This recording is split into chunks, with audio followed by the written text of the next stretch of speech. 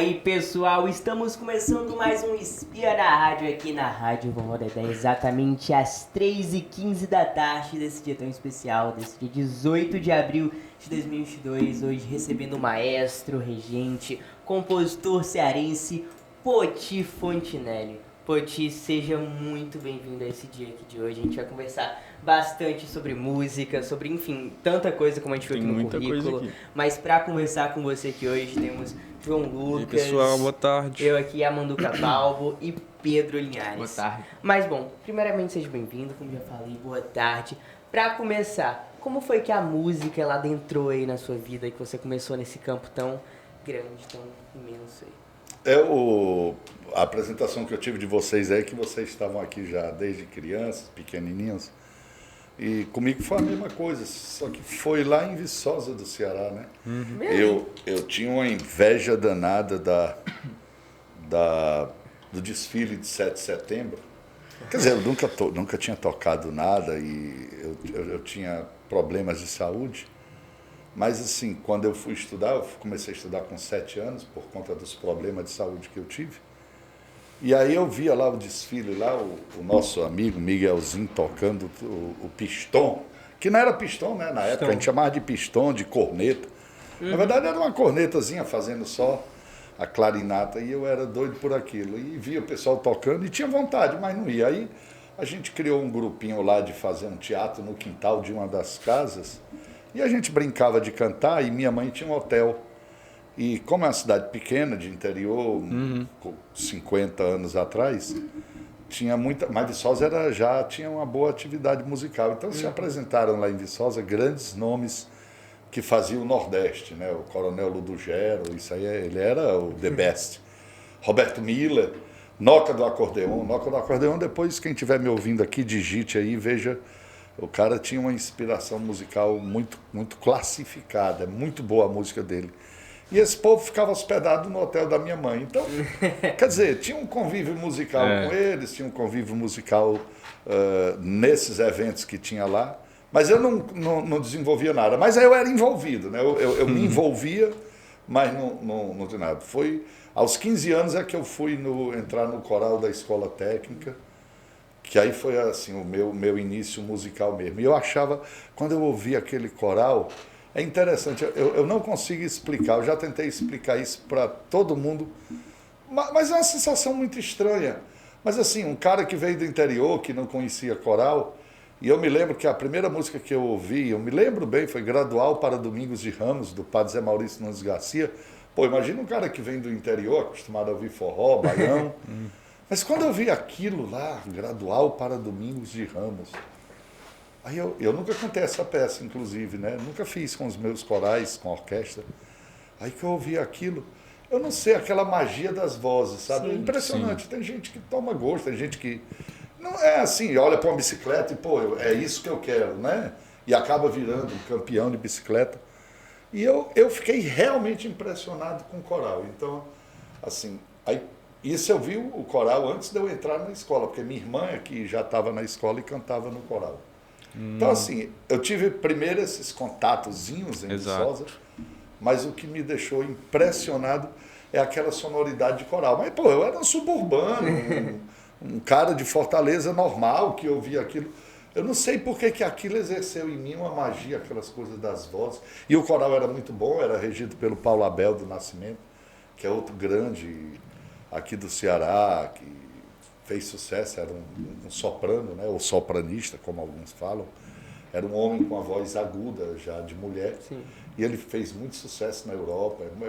No Ceará ele é muito respeitado. E ele tinha o coral lá, antes dele seguir a carreira dele. Bem, eu posso dizer que foi com coral. Mas como na escola tinha conjunto, tinha tudo, eu fazia o curso de estrada, mas na verdade eu ficava pegando os horários vagos para ir tocar no conjunto, para ir tocar flauta, para ir cantar no coral. Então foi essa minha... Como foi esse desenvolvimento assim num coletivo? A gente tá falando de um coro, né? São várias vozes, são um desenvolvimento, ele é mais pessoal para fazer o grupo, o coletivo, ele fazer dar certo. Como foi adentrar na música pelo canto coral, enfim? Eu acho que para mim foi muito fácil, porque como eu digo, eu faço uns testes comigo, às vezes eu vou no YouTube e procuro uma música que eu procuro um compositor que eu sei que eu nunca mais ouvi e que ninguém toca. E aí eu ouço a música. E é interessante que eu devo ter ouvido essa música quando eu tinha 10 anos, 8 anos. É sério, eu estou falando aqui em público, então eu não iria fazer uma mentira. Eu acho que outras pessoas que estão me ouvindo devem ter a mesma sensação. Eu consigo me lembrar de detalhes instrumentais do arranjo da música, popular mesmo, música popular brasileira, tipo um oboé que entrava. Eu não sabia que aquilo era um oboé, mas sabia que tinha um som que entrava naquele ponto da música. Que é mais ou menos o que um maestro tem quando ele vai trabalhar uma peça. Pode ser um show da Madonna, pode ser um show de orquestra, não interessa. Quando todo mundo vai tocar, ele já saca qual é o som que vem. E se alguém erra, ele já sabe indicar quem errou, porque ele já tem na cabeça tudo. Não, eu não chego a ter tudo, pelo amor de Deus, nem metade. Mas eu me lembro de detalhes de música que eu ouvi há 50 anos. Então, a música, para mim, não teve isso. E aí eu acho que eu fui um privilegiado. Todo curso de música do mundo, toda escola do mundo, tem um coral. Sim. Acho que aqui na Vovó Dedé tem um coral. Pronto. Tem. Ele não tem um coral por acaso, é porque todo mundo sabe que a flauta é o instrumento mais fácil de musicalizar, a flauta. E o coral, de musicalizar a nível de instrumento e de leitura. E o coral a nível de ambiência. Então você está cantando aqui, está ouvindo um cara cantar outra coisa do teu lado esquerdo, uma mulher cantando outra coisa do teu lado direito e outra pessoa cantando outra coisa atrás de você. Então, assim, você tem que desenvolver uma segurança musical e uma percepção que a pessoa não percebe isso. Mas se você lê a história dos grandes ídolos de rock dos anos 70, eu acho que até de hoje, todos passaram por coral. Então eu passei pela melhor experiência que alguém pode ter. Aí às vezes o cara é um babaquinha, né?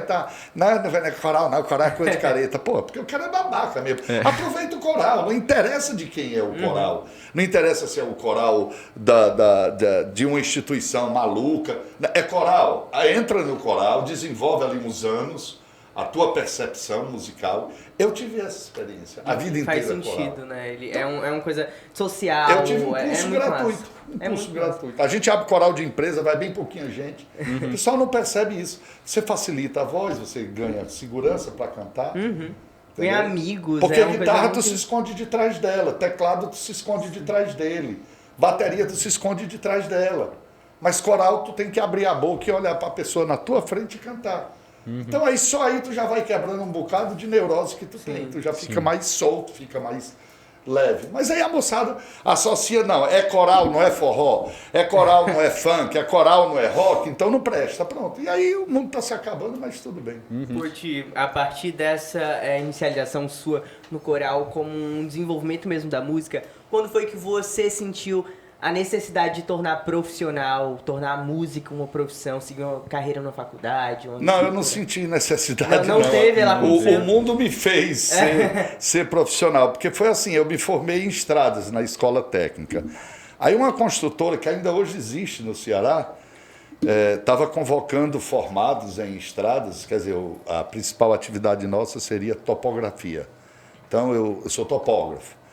Aí ela estava oferecendo para a gente trabalhar na construção de uma rodovia lá no interior do Maranhão, perto do Pará, algo assim, para a gente ficar lá numa tenda, né? Eu ia trabalhar em laboratório de solos e topografia.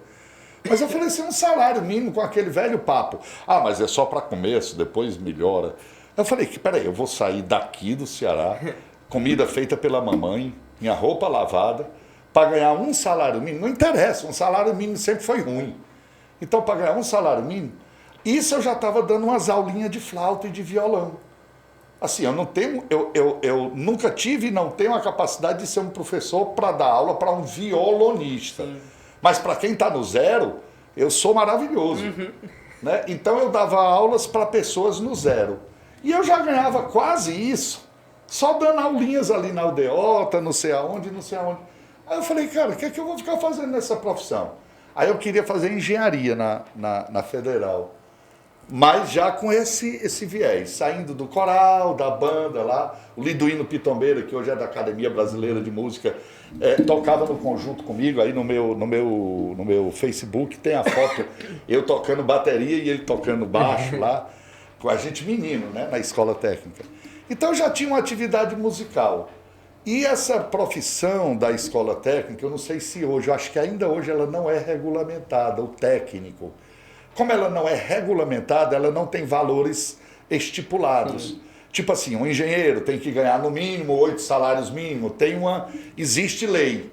Mas parece que para o técnico, que há anos discute isso, eu vi César Carlos discutindo no auditório da escola quando ele era senador, há 40 anos atrás, 45 anos, dizendo que não, nós vamos regulamentar. Então o governo investe uma grana super legal, caríssima, altíssima, para formar as pessoas nas escolas técnicas, que hoje são os IFCS. Sim. Só que o técnico acaba não tendo perspectiva de trabalho, aí ele pega e vai fazer o curso superior, e o país fica sem técnico, porque aquele curso de técnico que o cara aprendeu, que seria maravilhoso para a sociedade, ele vai substituir por um curso de nível superior. Foi o que aconteceu comigo. Eu aprendi muita coisa de música na escola, não que a escola me ensinava, mas eu vivenciei música e não tinha perspectiva de ser um topógrafo. Aí eu peguei e fui fazer música. Na verdade, comecei letras na Federal, não gostei, abandonei no terceiro ano, segundo ano. Aí fui fazer música na universidade. Pronto, esse não. Aí eu fiz, completei, legalzinho, e levei sorte que logo que eu terminei, logo que eu terminei, rolou um concurso, mesmo para graduado, que é difícil. Hoje em dia os concursos todos são para mestres e doutores, mas rolou um concurso só para graduado. Aí 2 anos depois rolou um concurso só para graduado também na UES. Aí, resumindo, fiquei nas 2 universidades. Atualmente você é professor. Então. Não foi o que eu quis, assim, foi... Eu acho que talvez se eu tivesse sido pago decentemente para ser topógrafo, eu não estaria aqui dando entrevista, eu estava sendo picado por mosquito no meio do mato, entendeu? Mas ganhando pelo menos o dinheiro que eu sustentasse minha família. Infelizmente, o governo é míope para isso. Eu não estou criticando aqui, não é o governo atual, não é a União. O Brasil ele é descuidado com isso há 60 anos, 70 anos, 80 anos. Então existe uma defasagem nesse meio da música, nessa indústria da música, ou é na indústria coletiva, assim, todas? Não, da profissão. A própria casa da vovó Dedé, que hoje tem um nome super bonito na cidade, ela começa desenvolvendo atividades tipo, assistenciais, vamos supor. Eu não tenho uma história da casa, eu conheci seu Mansueto e tal, mas eu sei que tinha muito assim, eu quero atender a uma população. Ok, então tinha lá uma população e como que eu vou atender? Eu posso atender com orientação de alimentação, eu posso atender com orientação de amamentamento, eu posso atender com alguma atividade de música, mas sempre num campo ocupacional, diríamos assim. É assim que quase todo projeto começa. Só que aqui cresceu muito. Então, agora não. Agora, quem vem para cá, se você for entrevistar alguém que veio hoje, ele veio porque ele queria música. Mas os primeiros vieram porque amanhã vou lhe levar para lá, tem umas atividades. Sim. Você entendeu? Então você foi nesse processo. Eu fui esse processo. Eu fui me envolvendo com a música, aí entrei no coral da UFC, entrei no grupo de tradições cearenses. Com 20 anos eu estava na Europa. Caraca. Tocando zabumba, tocando violão, tocando surdo. Passamos 45 dias na França, Suíça e Espanha. Um dia que eu imaginava um cara que veio lá de Viçosa puxando uma cachorrinha, entendeu? Morando em Fortaleza, humildemente, de repente fui para a Europa. Como é que foi esse desenvolvimento assim tão rápido? É isso que eu ia perguntar, qual foi a sensação de estar na Europa? Eu acho que... na Europa foi maravilhoso, mas só eu digo já, mas respondendo o que ele perguntou, outra coisa que eu acho que foi muito positiva, muito. Por exemplo, a casa da vovó Dedé, ela está aqui, né? Barra do Ceará. Sim. Então ela lutou para conseguir... Lutou assim, ela foi construindo... Mas ela está na Barra do Ceará, então o acesso a ela é um acesso que a pessoa tem que sair de casa propositalmente para ir na casa da vovó Dedé. Tanto é que ela faz eventos no Zé de Alencar, etc e tal. E a minha sorte é porque o grupo de tradições cearenses ensaiava na Casa de Cultura Hispânica, vizinha à reitoria, o coral da UFC ensaiava vizinho, de trás do Teatro Universitário, E a escola técnica era onde é, o IFCE. Sim. Então eu estava no Polo Cultural do Benfica.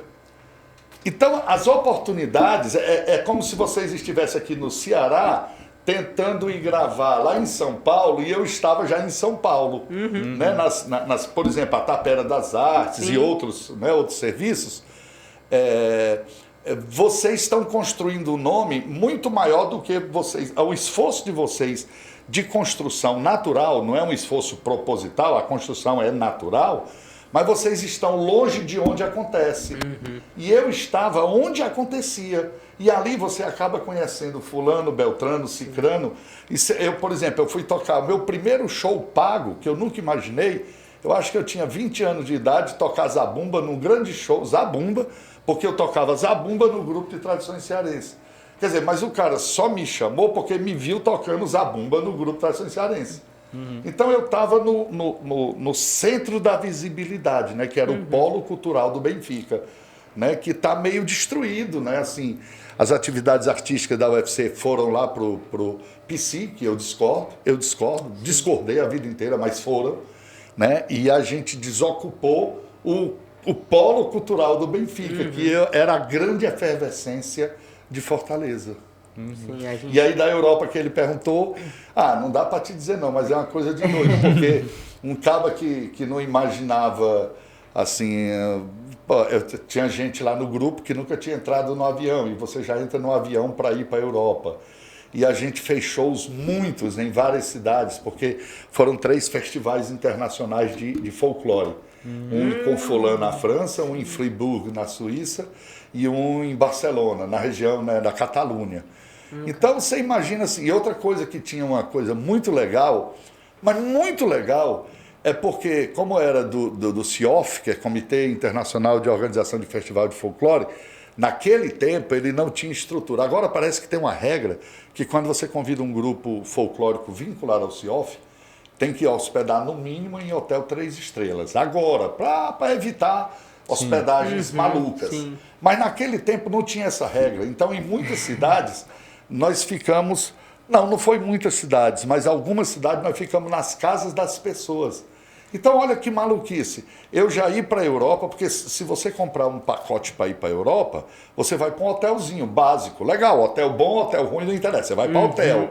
É um tratamento formal. Mas em algumas cidades a gente chegava e já vinha as pessoas da cidade pequenininha.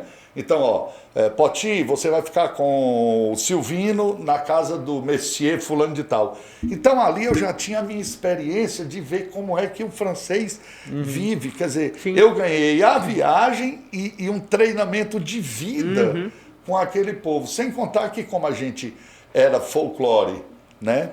E tem uma coisa legal, o Brasil tinha perdido a Copa, onde ninguém imaginava que o Brasil perderia. Isso em que ano? Em 1982. Sim. Então o povo queria pegar na gente. Brasil, como que eles... vocês perderam a Copa. Então a gente estava com uma espécie de condolências, né, pela perda da Copa, então o carinho ainda foi maior. E o trabalho da professora Elzeni Colares era muito bom. É muito bom. O Grupo Trações Cearense ainda existe. Ela faleceu ano passado, mas ela tinha ela era muito séria, muito rigorosa. Eu tive essa sorte também, né? Eu fui aluno da Isaíra, que era muito rigorosa, a professora Elzeni Colares, ultra rigorosa, fui colega do Costa Holanda, outro cara muito rigoroso, e comecei com a Angélica, tendo conhecido a Abel. A Angélica é uma pessoa assim, de um apuro estético impressionante. Então, foram rigores diferentes, rigores de gestão, rigores de tudo isso. E, de repente, com 21 anos, eu estava na Europa, passando 45 dias fazendo shows. Fugindo um pouco desse seu tratamento de vida que a gente está vendo aí, qual é a importância desses trabalhos como a Casa de Vovó Dedé, desses trabalhos que fazem música, que levam música? Eu acho que o propósito de sair de casa para vir para casa já traz uma independência muito forte, uma vontade muito forte de querer evoluir naquilo. Eu acho que quem sai é com uma determinação muito grande. E qual é a importância desses espaços para uma história parecida com essa, para com 20 anos estar na Europa, sair da Barra do Ceará para o mundo? Como é que eu acho assim, com toda sinceridade, o que eu tenho lido da Casa da Vovó Dedé e de outras atividades artísticas que são realizadas em Fortaleza, mas a casa da vovó Dedé, no momento, está com uma visibilidade muito legal. Eu já sabia do trabalho que era feito, mas ela, é lógico, o trabalho cresceu tanto que não dá mais para esconder. Então a visibilidade é natural. Mas, graças a Deus, vocês estão fazendo o que a prefeitura era para estar fazendo e que o Estado era para estar fazendo. Sim. Graças a Deus, tá? É aquela história, tá faltando isso? Eu não vou ficar esperando o ente público fazer. Eu já tentei isso com vários prefeitos, o prefeito Roberto Cláudio, o prefeito Sartre eu ainda não falei com ele não, mas outras pessoas, vereadores importantes, pessoas importantes assim. Eu até sugeri o local, olha só. Eu sugeri ali o Museu das Secas, que é do Denox, é na Pedro Pereira com o General Sampaio. É uma construção antiga, bonita. E ela é a um quarteirão do Teatro Zé de Alencar. Eu sugeri ser ali a Escola de Música de Fortaleza, já inúmeras vezes. Já postei isso, se você procurar no Facebook, eu venho postando há 11 anos, coisinhas que eu sonho, que não vão ser realizadas, mas eu até brinco. Tipo assim, eu boto, eu autorizei a criação da escola, eu boto, né, assim. Aí tem gente que não se toca, Poti, tu autorizou? Eu disse, como que eu autorizei se eu não tenho autoridade para autorizar? Mas assim... por exemplo, a casa da vovó Dedé está ocupando um espaço que era para ser da prefeitura. Nós somos uma cidade onde uma região metropolitana já deve estar dando 3 milhões de habitantes, e Sobral tem conservatório, qualquer cidade do interior de Minas tem conservatório, escola de música, e Fortaleza não tem. Ela tem os cucas, mas os cucas são né? Eles trabalham multilinguagens. Eu estou falando, é uma escola de música mesmo. Eu até dei sugestões para aproveitar os professores que tem de música dentro da prefeitura para ficarem centralizados em um único local e ter uma escola. Mas assim, nós mesmos músicos, nós somos meio paradões. E essa pandemia e a crise que já vinha antes da pandemia fez com que a gente se preocupasse muito com o umbigo da gente, entendeu? Então, tá todo mundo tentando sobreviver. Aí, para se mobilizar por uma causa nobre, que não será nem para mim, por exemplo, eu não defendi uma causa para mim, que eu tenho 61 anos, estou me aposentando já da UFC e da UES e vou embora, vou morar no interior, com certeza.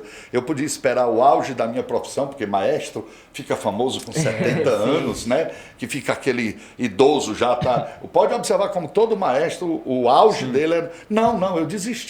Mas eu me preocupo com a meninada, então eu fico muito feliz, e não é porque eu estou dando entrevista para vocês, eu sou muito sincero no que eu falo, eu não estou tentando conseguir emprego de ninguém. Então, assim, eu lamento porque nós músicos não encostamos o poder público na parede, e aí o poder público vai enrolando a gente, né? Vai dando ali uma leizinha aqui, uma leizinha aqui, um editalzinho aqui, e todo mundo fica calado tentando ver se é convidado para ser incluído em algum programa do governo. Assim, sabe, é lógico, tem os que não ligam, igual a mim. Mas eu entendo o silêncio dos inocentes. Sim, mas voltando um pouco à sua história, voltando da Europa, o que foi que aconteceu assim depois do choque cultural do Poti Fontinelli, que voltou ali de um intercâmbio, de um misto de sentidos, sentimentos e novas músicas, novos ares? Como foi agora? O choque cultural em si não houve não, porque nós fomos fazendo folclore, né? Mas também, assim, teve uma coisa muito reforçada. Eu estava viajando para a Europa, vendo atividades artísticas em cima da linha do folclore, e aqui no Ceará tinha uma coisa que vocês não imaginavam. Patativa do Assaré, por exemplo, lotava a concha acústica de jovens. Hoje é impossível imaginar. Era o hip hop da época. Os mestres Aniceto, a banda Cabaçal, a família Aniceto, eles lotavam a concha acústica de jovens. Então o projeto Pixinguinha, ele vendia todos os ingressos de todos os shows. E era só música instrumental, e era jovem.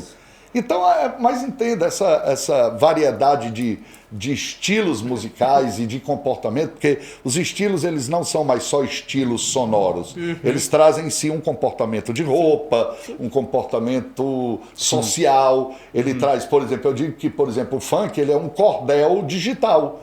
Na verdade, o cara, por exemplo, sabe de uma loucura que rolou hoje, amanhã ele solta um funk detonando aquilo que rolou. Então é uma função do cordel, mas digital, com ritmo. Então eu não defendo isso, mas acho que tem hoje um alcance social muito maior. Eu não defendo esteticamente, eu não gosto. Entenda. E até gosto do Bumbum Tantan, por exemplo. Acho legal assim a criação dele. Não é porque usa um pedaço, parece que de bar. Mas, assim, a música ela ficou mais ampla. Só que eu não digo mais que é a música. Aí o povo diz, pode ir, tu dá as tuas entrevistas, e o que é que eu faço com o meu violino? Eu digo, continue tocando. Agora você escolheu um instrumento que mesmo há 40 anos atrás ele não tinha espaço. Foi o que aconteceu comigo, a experiência que você falou. O que eu me impressionei muito na Europa já há 40 anos atrás, na época, era a qualidade das produções. Né? Tipo assim, você chegar e ter um som bom, você chegar nesse negócio. Quantas vezes aqui no interior do Ceará eu fui tocar e o cara chegou com a caixa ciclotron pra gente plugar todo mundo numa caixa ciclotron, uma mesa sem efeito, pedestal feito de cabo de vassoura, entendeu? Então, assim, o que eu vi muito lá foi uma experiência de luz, de palco, de estrutura, até porque eu estava um pouquinho à frente com o pessoal lá, de cuidar um pouco dessa parte, né? Éramos um grupo, então a grande experiência foi tecnológica e de abordagem da música como um produto e de sério. valorização da música. Isso. Quando voltou, assim, qual foi a primeira iniciativa que você tomou como músico, assim? Na verdade, quando eu fui, eu estava fazendo letras na Federal. Sério? Eu fazia letras.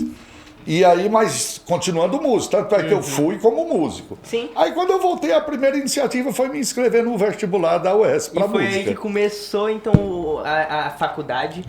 Porque eu precisava ter um documento. Eu digo muito para os meus alunos lá na UES e na UFC, mas na UES principalmente, porque são os de música. Sim. Eu digo, às vezes o aluno chega arrogante, ele acha que ele é o carinha, né? Tá? Mas não. Quando ele começa a ver, vixe, eu não sei de nada, porque é muito conteúdo. Mas eu digo para eles, quando vocês pensarem em desistir, saibam que esse diploma superior vai dar para vocês um passaporte para fazer mestrado e doutorado onde vocês quiserem no mundo. Se você ficar você já está na universidade, está insatisfeito com alguma coisa, queria já estar produzindo, aguenta. Termina o seu curso de música, porque aí você pode embarcar no mestrado, no doutorado, e não quer dizer que você vai ser professor. Não quer ser professor. Não, mas você pode fazer um doutorado em composição, um doutorado em regência, um doutorado em estúdio. Sim, por que não? Técnico de estúdio. Mas assim, a universidade, o curso de música, você vai ver coisas que você nunca viu, sim.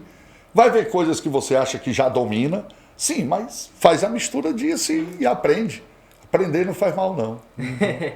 E eu acredito que uma das coisas que tem sido se aprimorado nessa sua viagem é a questão da comunicação. A gente está num ambiente aqui, que é a Casa de Vovô Dedé. Ela também é um ambiente comunicativo, como a rádio, como a TV e tudo mais. Eu quero saber como essa questão da comunicação prevalece na sua vida até hoje, dessa questão das viagens, essa questão de você dar aula, de você repassar o seu conhecimento e essas coisas. Essa viagem também ela foi muito boa por isso, porque eu vi modalidades de... Assim, a gente ficou em hotel, em Barcelona nós ficamos em hotel, mas na Suíça nós ficamos num abrigo antiatômico. Caraca. Em alguns locais da França eu fiquei na casa de um cara que produzia conhaque. Então passei a noite bebendo o conhaque dele lá, dando exemplo. Então assim, essa experiência que eu tive me ajudou a ousar. Né? Então quando eu voltei, primeiro eu vi que não era um bicho de 7 cabeças. Então por conta disso eu já levei meu coral para a Europa, fomos para a Alemanha, fomos para a Itália. Já regi coral e orquestra lá, trabalhando os dois juntos, né? Assim, na verdade lá eu nem regi aqui quando nós trouxemos, mas lá nós ensaiamos. E aí já fui América do Sul toda. Como? Eu comecei a ficar dizendo, não, viajar, e olha que em 82 era difícil. Mas aí você vai criando intercâmbios, né? E o pessoal de coral e orquestra tem uma coisa muito bonita, principalmente coral. Se vocês entrarem aí na internet, na Associação Mundial de Corais, eu não sei nem como é o nome, mas se você clicar num coral aí da Singapura, da Áustria, e disser, nós somos o coral da Vovó Dedé, a gente queria ir, é impressionante. Eles lá vão se motivar para receber vocês. Então, tipo, a comida e a dormida e talvez o espaço para se apresentar já existe. Nós somos uma confraria muito bonita, sabe? Porque eu acho que é porque não tem dinheiro, né? Se você olhar pelo lado coral, né, assim, nós somos os maiores abestados do mundo, porque a gente morre de ensaiar para fazer uma música belíssima, mas não é pago, não é nada, mas é o prazer de fazer. E como é isso que liga a nós no mundo todo, isso funciona bem. Por conta disso, eu já fui o quê? Eu acho que artisticamente eu já fui umas 5, 6 vezes para a Europa, sabe? Aí fui com viagens sozinhas antes para organizar. Então, a experiência que eu tive disso, a primeira, é muito fácil, é perto e basta você se articular. Sim. Um conselho que eu dou, comece a estudar inglês pelo menos. Comece. Não é inglês para cantar a música de ninguém, não. É inglês para viver no mundo. O mundo fala inglês, é lógico. Eu, por exemplo, eu falo mal francês, falo mal espanhol, falo mal inglês, falo mal italiano, mas eu me resolvo. Por quê? Porque eu ia viajar, eu dava uma estudadazinha. Então, assim, se prepare para o mundo. O mundo não termina em Messejana, entendeu? Assim, a Fortaleza, ela, depois de Messejana, termina a cidade. Mas o mundo não termina, entendeu? E as pessoas têm que ter essa visão, assim. Você não está fazendo aqui uma atividade para você ser daqui. Você não sabe para onde você vai, mas se prepare para ir para qualquer canto. A gente ouviu um pouco nessa sua última fala, meu coral. E a partir disso eu quero entender quais são seus corais, seus projetos que você desenvolveu aí. Não, eu desenvolvi com Porta-Voz e o Voz de Outono. Foram os meus 2 trabalhos mais visíveis, né? Muitos corais de empresa, eu fiz uns trabalhos legais, muito legais. Da Petrobras, por exemplo, foi uma experiência boa, porque o grupo era muito pequeno. E nós gravamos um CD muito bom, ainda hoje é tido como um CD muito bom. E eu gravei vozes separadas, eu fiz a ousadia de gravar vozes separadas, porque eu queria um som mais chapado, um som mais na frente. E quando tu grava um coral com o microfone over, ele fica muito aquele coral igreja, sabe? E como eu estava fazendo todo popular, o trabalho da Petrobras, todo popular, eu não queria aquele som igreja, eu queria um som assim, como quem está emendando Queen com MPB4 e Quarteto em Si e lá a Britney Spears com aquele grupo dela. Qual era o grupo dela que se acabou? Nem vocês sabem. Vocês são tão jovens. Ela é recente. Era o grupo, eu estou esquecido o nome, mas ela tinha um grupo, a Britney Spears, fazia parte de um grupo de 4 mulheres. Pesquisa aí na internet, 4 ou 5 mulheres. Não era Beyoncé? Não era Beyoncé, não? Não, Britney Spears, você vai ver aí, ela fazia parte de um grupo. Então assim, eu digo, não, eu vou juntar vozes. Innocence. Não era Innocence, não. Era antes ainda do Innocence. Bota aí, vê o que é que é. Bota aí o nome dela aí, entra no nome dela. Enquanto isso eu falo aqui. Britney Spears. Pois é. Não, então assim, a minha atividade, o marketing pessoal, eu digo muito isso para as pessoas, ele faz parte de você sempre pensar em ter repertório para o mundo. Então, é outra coisa que foi legal, né? Assim, eu sou católico meio ausente, né? Eu sou um católico meio vagabundo. Então, mas a minha atividade, como eu não fiquei vinculado a um estilo, eu fui tentando fazer música. Por exemplo, eu vou cantar numa creche. Eu vou levar Fascinação? Eu vou levar... Não, eu vou levar música infantil, eu vou cantar no lar de idoso. Então essa minha necessidade de considerar a música utilitária, entende? Assim, eu nunca fiz música pela minha vaidade, para o meu obituário. Né? Quem não souber o direito ao obituário é assim, morreu o Maestro Poti, que apresentou pela primeira vez a obra de Hobbs. Não, eu preferi fazer uma música mais acessível ao povo. Entendeu? E tipo assim, eu quero agradar, eu quero fazer com que minha música emocione. Então eu nunca tive a vaidade de querer aparecer. Eu tenho composições minhas que às vezes a pessoa, a minha mulher, por exemplo, Poti, vamos botar a tua Ave Maria. Eu digo, não, vamos não, ela é bonita, mas ela não é conhecida. Então vamos botar uma conhecida que eu vou tocar mais as pessoas. Então eu penso um pouco que eu sou um músico a serviço da sociedade. Eu não sou um músico a serviço das minhas vaidades, um músico a serviço das minhas vaidades. E muitos músicos são prima-donas, são vaidosos, querem aparecer, querem se amostrar, né? Usando um termo bem cearense. Não. Eu não preciso me amostrar, não. Talvez na outra encarnação eu me amostre. Nessa agora... Disso eu fico com curiosidade, assim. A gente tá vendo muitos grupos, a gente viu Petrobras... Qual era o grupo? Não achei, não. Não tem na internet, a gente não achou. Qual era o grupo da Britney Spears, antes dela estar sozinha? Não tem. Vamos lá, aparece. Vamos Mas lá. enfim, a gente viu muitos grupos aí de várias empresas, várias coisas. Mas quem é a partir disso que pode fazer coral, que pode cantar, que pode, enfim, fazer parte desse misto aí de vozes? E coral é bom, porque coral é fácil, é sério. Primeiro, vamos lá. Atenção, ouvintes.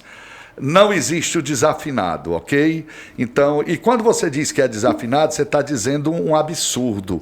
É um absurdo, é como botar um litro e meio de leite numa garrafa de 1 litro. Porque se você é desafinado, você não sabe que é desafinado. Então você não pode dizer que é desafinado porque você é desafinado. Faz sentido. Eu sou desafinado. Você não pode dizer essa frase, porque entre aspas, o desafinado mesmo é aquele cara de pau que chega no aniversário e vai, parabéns pra você! E fica gritando, muito feliz. Mas mesmo esse, entre aspas, desafinado, aí ele pode dizer assim, não, todo amigo meu, tem uma ruma de amigo meu músico que diz que eu sou desafinado. Eu não garanto um brevet, eu não garanto autorizar uma pessoa que canta em coral solar, de pay-buff. Não, eu não garanto. Mas eu garanto afinar qualquer pessoa em coral. E dá trabalho. Mas é afinável. Porque coral você trabalha com grupos. E coral tem uma característica maravilhosa. Se tem alguém ruim, o coral é ruim. Tu diz, rapaz, aquele coral que cantou, qual? Aquele que desafinava? Não, às vezes é uma pessoa que desafina.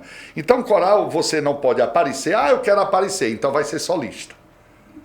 Quem quer aparecer não fica em coral. E tem muitos que não aguentam. Ele entra no coral, mas quando ele realmente se percebe bom. Mas no lugar dele continuar para aprender mais, ele diz, não, Potinho, eu vou sair do coral aí, porque eu estou vendo que o pessoal é um pouco lento no processo e eu tenho uma vontade aí de seguir mais. Isso é muito comum. Burrice. Isso é burrice. Porque ele podia ficar no coral para desenvolver a atividade e crescer. Mas ele não se interessa.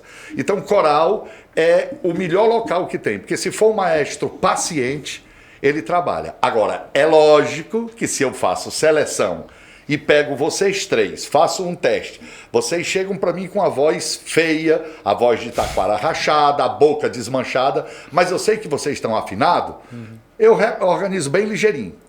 Tranquilo. Agora, se eu pego vocês com dificuldade de afinação, eu sei que vou ter trabalho. E aí o que é que o maestro faz? Abre seleção. Que hoje em dia a gente não chama seleção, chama audição, né? Que é para a pessoa não ter medo. Sim. Mas é a mesma coisa. Aí abre uma audição. Se eu tenho 100 pessoas, eu só preciso de 40. Eu vou escolher o quê? As 40 que tiveram mais facilidade na audição. Mas se você diz, Poti, você tem que abarcar as 100. Eu abarco as 100. Mas o que eu ia produzir em 3 meses, eu vou produzir em 8. Só isso. É mais trabalho. Só uma coisa. Que por acaso é muito bom também para o maestro, porque ele cria marra.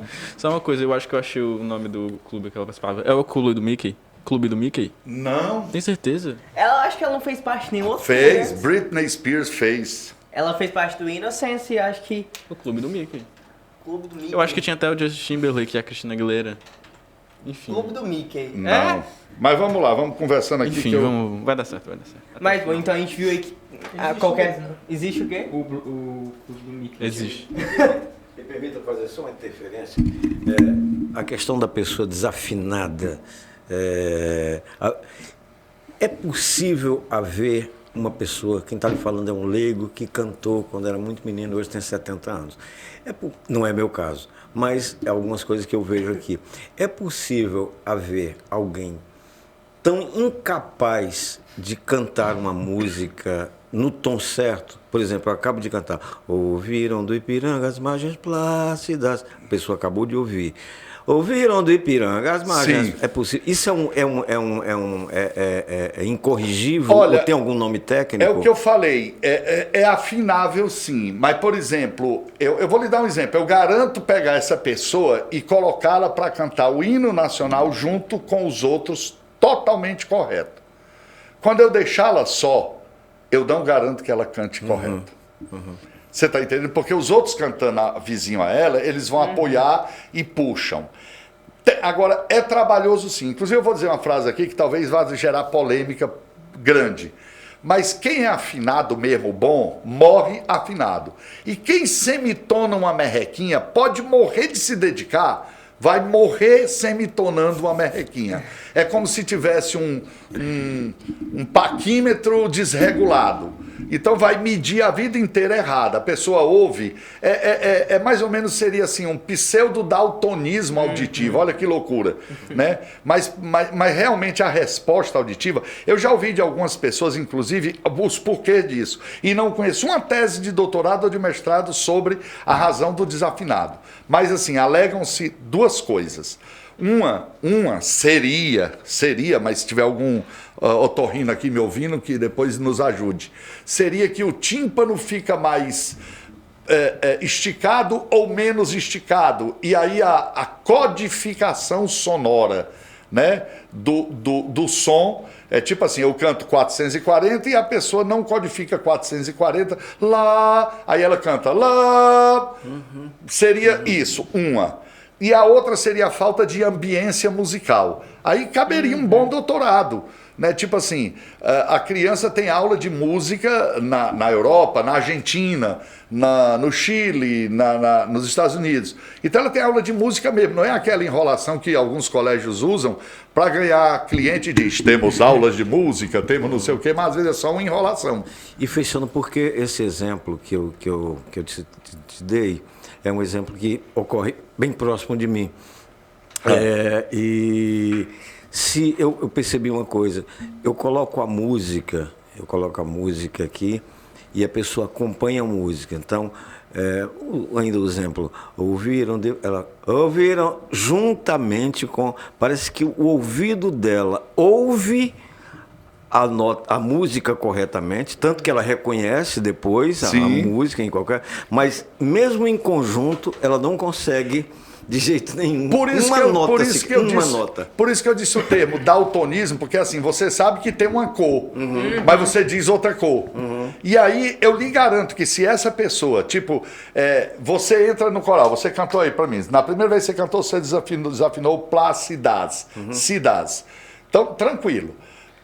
Mas se eu trabalho a pessoa dessa tem muito dinheiro, é doida e quer aprender, se ela todo dia tiver 2 horas de aula de canto, eu lhe garanto que com um mês já começa a aparecer diferença. O problema principal é que, por exemplo, a pessoa não pega o tom. Porque pegar o tom, tem gente que tem uma facilidade, por exemplo, quem toca em barzinho sabe disso. Às vezes a pessoa começa a cantar, o cara sai procurando na baixaria do violão, em menos de 2 segundos ele já pega o tom que a pessoa está cantando, porque ele tem uma imaginação de harmonia. Mas tem gente que você dá dó, mi, sol, aí a pessoa, não tem nada a ver. Então é falta de ambiência. Qual o motivo? Não sei, mas existe trabalho que você consegue colocar essa pessoa, tipo, dentro de um coral você consegue afinar. E aí é por osmose? Não sei. Mas você consegue afinar. Agora, para deixá-la aos leões, aí eu não garanto dentro do curso de música, isso gera muita desistência, No caso nosso da UES, não, porque a UES faz o THE, Teste de Habilidade Específica. Né? Nós na UES, nós fazemos esse teste, que é, assim... eu sou um que, se a UES deixasse de fazer, eu me deprimiria muito. Não é por nada, mas é porque nós só temos 4 anos para pegar uma pessoa que já tem uma determinada habilidade e para aprofundar essa habilidade dela. Mas se ela tem dificuldade também de afinação, eu também trabalhar isso numa carga horária que não prevê isso, entendeu? É só esse o problema. Eu acho até assim, é uma forma meio excludente, mas essa exclusão, agora mesmo eu estou sabendo, parece que o Enem vai ficar assim. Você quer fazer medicina, você vai ter que ter, tipo assim, vai ter mais pontos nas disciplinas ligadas à medicina. Isso aí é a mesma coisa de um teste de habilidade específica. Do mesmo jeito. Você, num grupo de balé, você não bota a dançarina ruim na primeira fila. Ou a dançarina que tem dificuldade, que não aprendeu direito. Você bota na última fila. Time de futebol do colégio. Meu filho tem uma cena aí que eu botei ele com raiva, porque ele foi para reserva. Ele foi para reserva porque ele não era o melhor. Se ele fosse o melhor, ele estava no time. Estou dando um exemplo assim. Então, o mundo todo é seletivo, mas aí quando a gente lida com música, não. Ai, não, música é linda, é maravilhosa. Não, é técnica também. É hertz. É hertz. Da minha primeira aula lá na música, eu sempre falo sobre hertz e sobre tempo. Nós fomos a primeira atividade artística que teve facilidade de ser digitalizada. Porque a gente trabalha com frequência em hertz, né? E trabalha com tempo. São 2 medidas exatas. Ao mesmo tempo que a gente tem um processo de existência, ou enfim, de gente ruim, vamos dizer assim, tem muita gente boa ou não? Como é que tá esse cenário atual? Tem. Olha, eu vou te contar, se tivesse ensino de música nas escolas, se tivesse ensino de músicas nas escolas, Às vezes tem assim, eu vou dar um exemplo bem claro. Tem um cara que o apelido dele lá no bairro dele é Besouro. Ei, Besouro, aí ele fala que é, rapaz. Ele tem uma voz grossa, né? Sim. Mas o apelido é Besouro, ele vai trabalhar numa empresa, vai ser contador, vai ser administrador, vai se casar, vai se aposentar e vai morrer. Esse cara poderia ter sido um grande baixo. Então, tem gente que talvez fosse um grande violonista, um grande baterista, um grande percussionista, um grande guitarrista, um grande tecladista. Mesmo, porque não é a história do talento, como eu disse aqui antes da entrevista, né? O contrário de talento é estar rápido. Mas é a história de você ter a possibilidade de ver se você é capaz de fazer aquilo.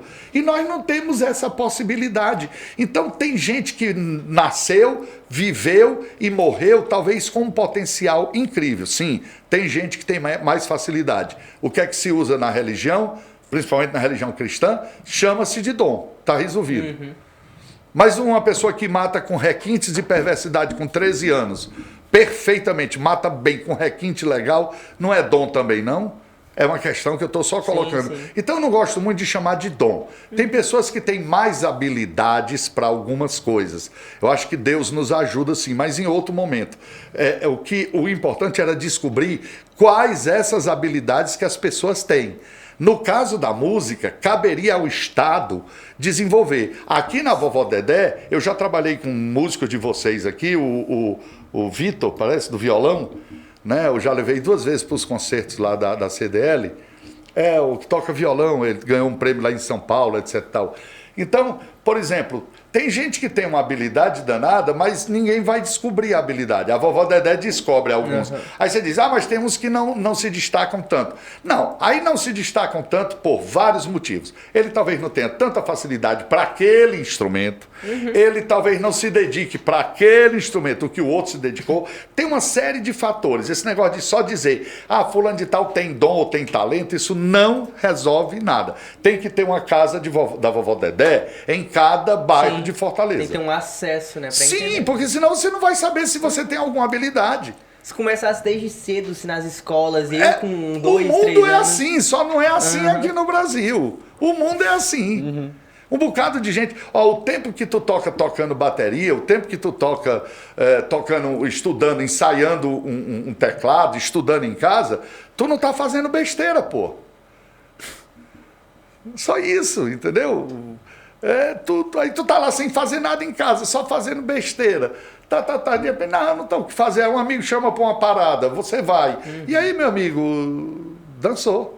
E o futuro, aí tem futuro na música, né? Esse é um ponto Tem. que acho que a gente entrando fica muito mais complexo, porque a gente vive numa sociedade que não vê futuro na profissão de músico, vive numa sociedade que vê o músico sempre como o papel secundário ali da profissão, né? Eu acho que isso atrasa muito esse lado da gente evoluir e contornar um pouco desse cenário. Fica muito difícil. Alguns cantoras vêm aqui e falam sempre assim, vai contar a profissão pra alguém e fala, eu sou cantora.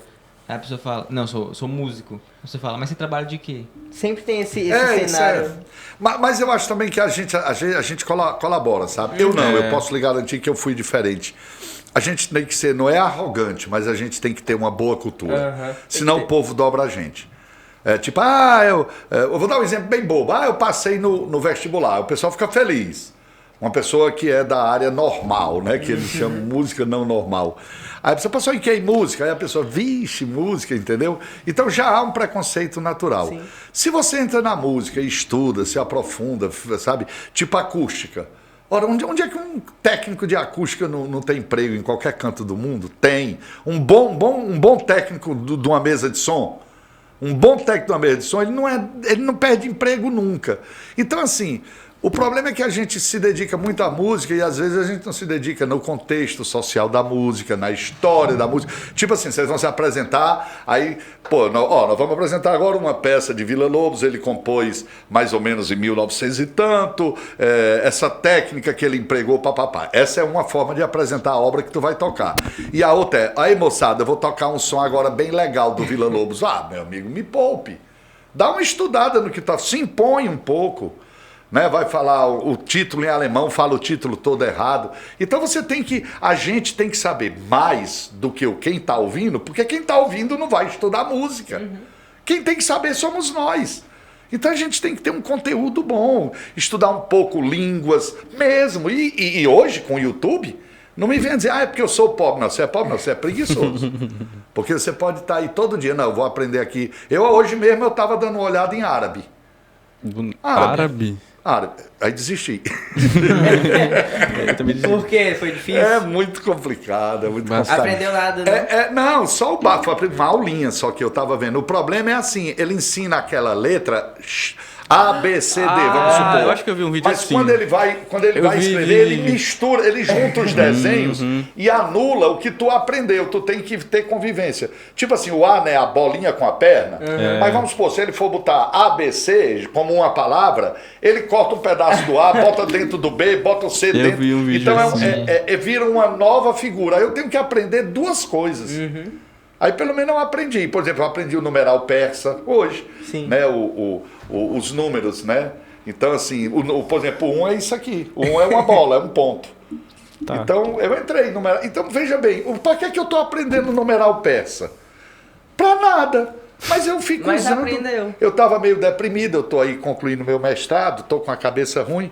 Aí eu dei uma parada no que eu estava fazendo. Aí disse, não, eu vou agora procurar uma coisa totalmente absurda.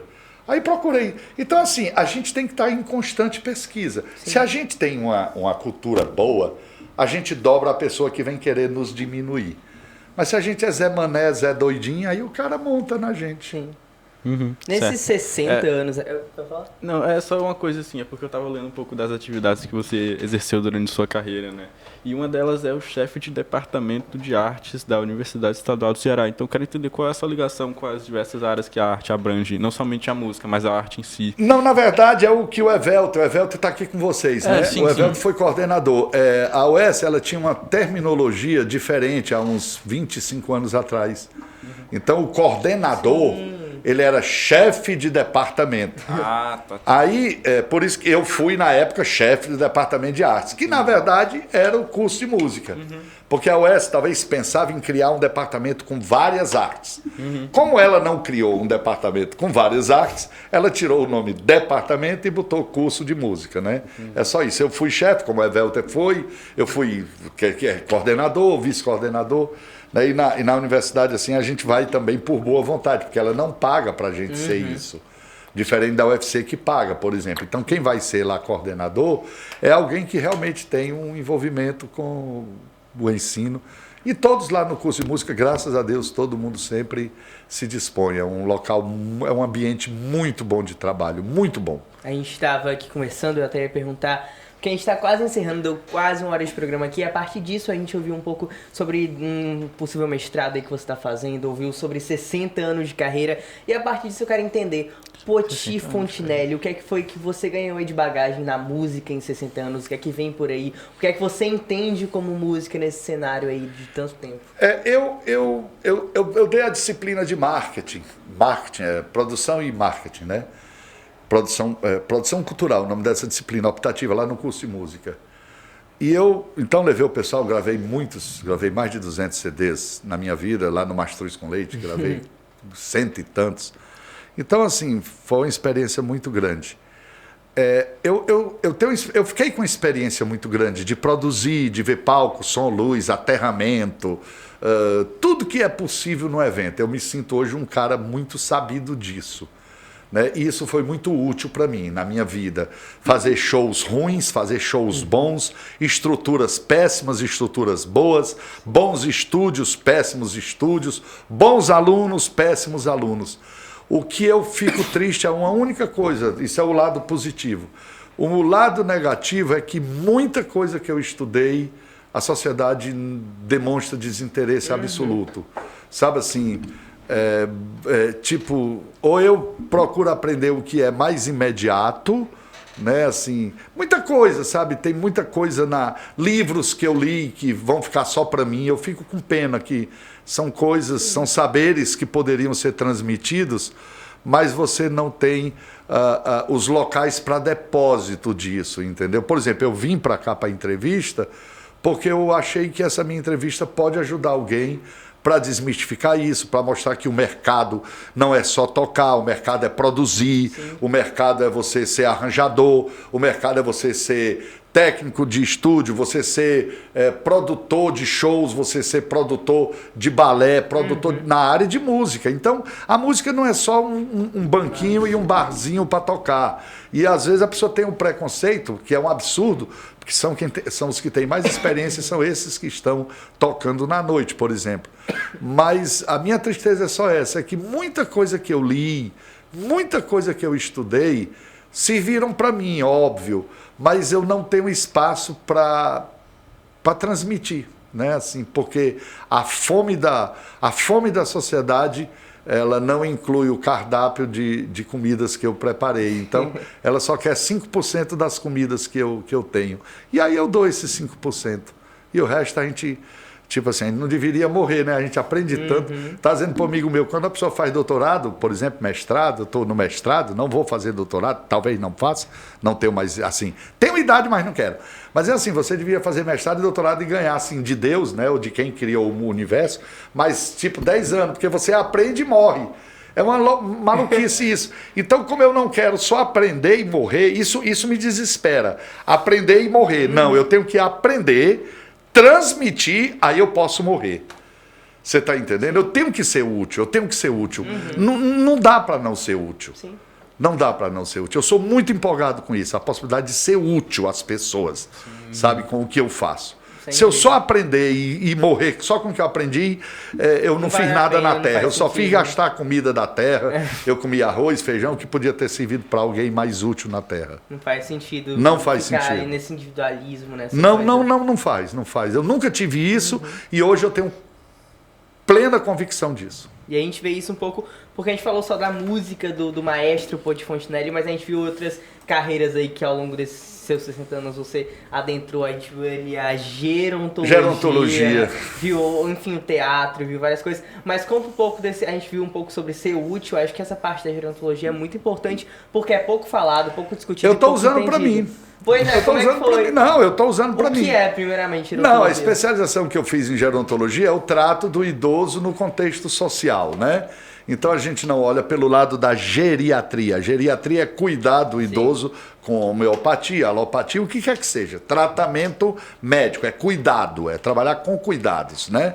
No caso, nossos cuidados são sociais. É a compreensão do idoso no contexto, é a compreensão do idoso em como ele é tratado pela sociedade. E eu cheguei, inclusive, a ser vice-presidente do Conselho Estadual do Direito do Idoso, por conta desse meu envolvimento.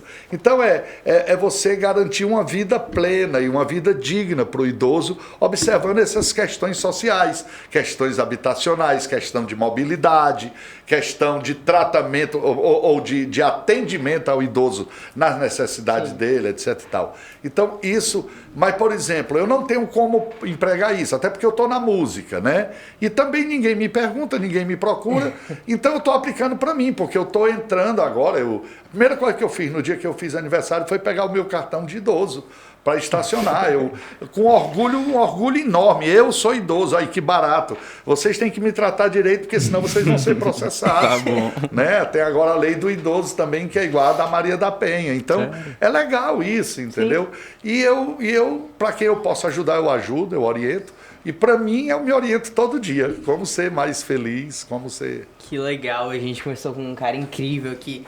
A gente veio várias pluralidades, várias cabeças, mentes, atuações. Foi muito legal, a gente tá encerrando aqui mais um bate-papo, tá dando quase 1 hora de programa, a gente conversou sobre bastante coisa, deu pra adentrar em muitos universos. Então, maestro, eu queria muito agradecer pelo dia de hoje, pela visita à casa, à rádio, por, enfim, a deixar a gente adentrar um pouco essa cabeça, entender um pouco esses lados aí, tanto da música quanto da gerontologia. Nunca vou esquecer da gerontologia. Enfim, todos esses papos mesmo que a gente teve aqui hoje. Muito obrigado, é isso. Tenho muito a agradecer. Sou eu? João Lucas. Tá bom. Eu passei o papo meio calado, porque eu não sou músico, sou bem leigo nessas coisas, então eu deixo assim um papo pra vocês e tento sobre algo, tento tirar algo dali, mas eu realmente aprendi algumas coisas aqui. Fiquei impressionado com as sua história, que é muito grande, todas as coisas que você exerceu. E, sei lá, me dá vontade de viver a vida mais, porque eu só tenho 15 anos e eu quero fazer muitas das legal. coisas que tem aqui. E, sei lá, só de ter a sua presença aqui, ver que você é um cara muito experiente nas coisas. Antes de começar aqui, você estava nos dando uma aula sobre pronúncia, uma coisa assim, não sei. E aí, meu Deus, essas coisas. E muito, muito obrigado mesmo. A sua presença agregou bastante aqui na nossa tarde, no nosso dia, com certeza na nossa vida. E, então é isso, muito obrigado aí, Pedro. Legal. Agora, Eu quero muito agradecer a sua presença, por ter contado as suas experiências na Europa. E como você disse que você... somente na Europa. Não só na Europa, mas é Todo. porque eu achei muito engraçada a também. de cada cidade. Mas você disse que veio aqui porque queria passar o seu conhecimento para pessoa que pode No que pudesse ser útil. pudesse ser útil para alguém. E até o João, que ele falou que é meio leigo na música, mas ele tá em contato com música todo Como tempo. músico eu sou... Ele- Como ouvinte eu sou perfeito, mas como músico... Até enfim. ele aproveitou o conhecimento. Então imagina para quem quer seguir o caminho da música, sabe? Então eu agradeço muito sua presença por ter contado suas experiências, sua história inteiramente na música. Eu agradeço também o convite, é muito, muito legal. E, assim, acreditem, sem nenhuma demagogia ou palhaçada minha, mas é sério, quando eu tenho esses espaços, eu falo muito e tento ver se sou útil mesmo, sabe? Assim, tem coisas que eu posso ter dito que sejam polêmicas, eu não preciso nem ser contestado, eu posso estar errado e vou tentando corrigir. Mas muita coisa da minha experiência de vida eu acho muito legal. A primeira coisa que eu fico tentando colocar na cabeça dos músicos, se tiver músico nos ouvindo agora, os que estão nos Tem ouvindo... dois aqui. Pois é, não, e os que estão nos ouvindo tá. fora do programa, fora daqui do estúdio, é assim, não dá para... A música ela é muito proporcional ao tempo, sabe? Quanto mais você estuda, melhor você fica. Nós não temos um slot de pendrive na mente, não. Então tem que estudar mesmo. Estudar. E com um detalhe pior, saber que vai morrer sem saber quase nada. Por mais que estude. É um mundo muito, muito grande. É muito grande. Muito. Nós temos especialidades mais específicas do que a medicina tem. A medicina, um otorrino mexe com a boca, com tatá. Na música, quem toca violão, ele pode ser muito bom em bossa nova e péssimo em forró, péssimo em flamenco, péssimo em MPB. Você me entende assim? Porque ele só se dedicou à técnica da bossa nova. Só no violão nós temos umas 20 variações. Então é muito difícil ser muito bom na música. Então nós temos que escolher uma coisa para ser bom. E aí o que eu puder ajudar, se eu conseguir influenciar alguém de alguma forma positiva, tá ajudando para ver se eu saio da terra sem sofrer tanto. Então é assim que vamos encerrando mais um programa, mais um Espia na Rádio aqui na Rádio Vovô Dedé. Muito obrigado hoje ao convidado especial, Maestro Poti Fontinelli. É isso, gente. Um beijão e até amanhã.